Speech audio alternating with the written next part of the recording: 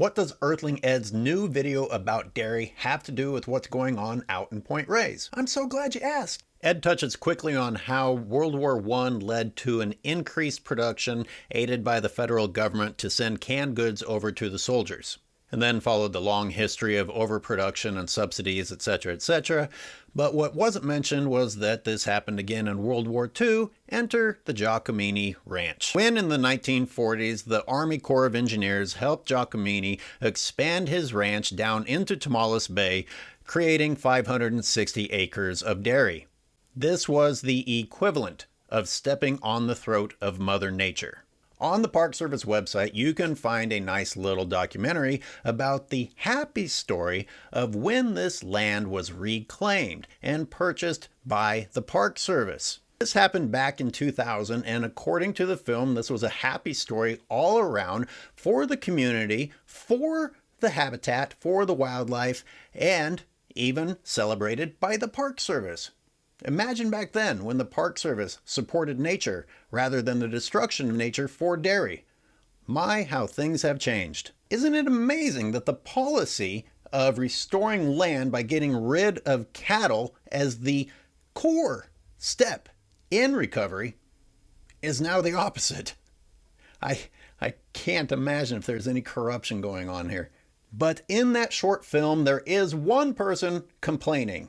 And that was Mr. Giacomini.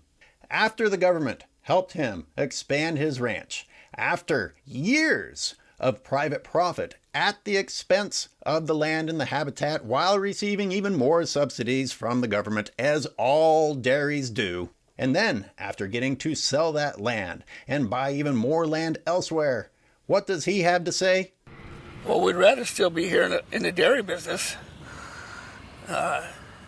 Poor guy. Let's take up an offering plate for the Giacominis. Sure does suck when you make a lot of money at everyone else's expense, including the planet's, and then you get rich doing the right thing, leaving a legacy for future generations. Oh, and the wetlands were named after the Giacomini family. Maybe we should rename it the Begrudged Wetlands. This chapter of the story would not be complete without pointing out that the ugly hills just to the east of the wetlands and overlooking the wetlands are still owned by the Giacominis. In contrast to the non-ranched areas of this coastal community, these hills serve as a reminder that ranch land is devoid of biodiversity and stand almost as a reminder of the death that once lay below these hills.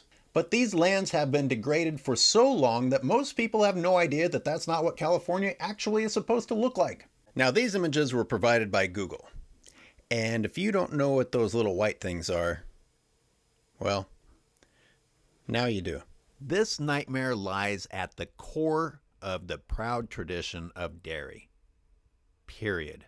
But the story still isn't over. I wish it was. Look, I want to move on, but you gotta hear this part. Maybe you've heard about malt in the news lately. Well, malt gathered up state and private funds in order to pursue a conservation easement of these Giacomini lands on the hillside, to the tune of just under $2 million.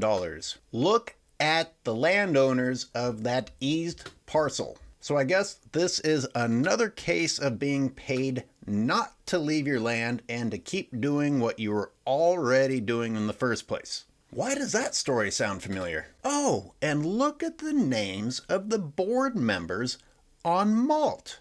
You know, the ones who just came up with the funds for the easement of land owned by who? Those names look familiar. Now, according to that film, this wetland restoration was a win-win for everyone, except, I guess, Mr. Giacomini. But with all the begrudging going on right now of trying to save habitat by kicking out dairies that also have already been paid for their land, I thought, well, someone must have been complaining back then too. So I dug up an article in the Point Reyes Light from the time, and sure enough, there were a few community members who said, and I'm not kidding, I'm going to miss the smell of poop and the flies. Oh, the sacrifices we humans have to make for the good of the planet. Oh, that's right. You just must be a city slicker if you don't prefer flies and poop over the health of a bay. You non-ranching yuppies just aren't connected to the earth the way that we are. because being connected to the earth means destroying biodiversity and replacing it with shit, flies, and suffering. A true marriage with Mother Nature. At least that's how the Marin Conservation League describes it. Ranchers! As Ed's film goes on to talk about, dairy has been dying for a very long time, and it has been dragging the rest of us down with it the entire stubborn way. Instead of our government pursuing more sustainable avenues, they have spent more and more and more money trying to keep afloat an industry that hurts the land, hurts animals, and hurts our economy. This is reflected today with our own Park Service staff choosing a management plan that encourages diversification into more animal agriculture and crops to feed animals rather than pursuing future market trends. Once again, we are dumping money and we are dumping resources into an industry that is inevitably going to die while simultaneously hurting the land and wildlife, not on private property, not out in some crap hole somewhere, but on public land, a national seashore, a gem on our coast. What the hell?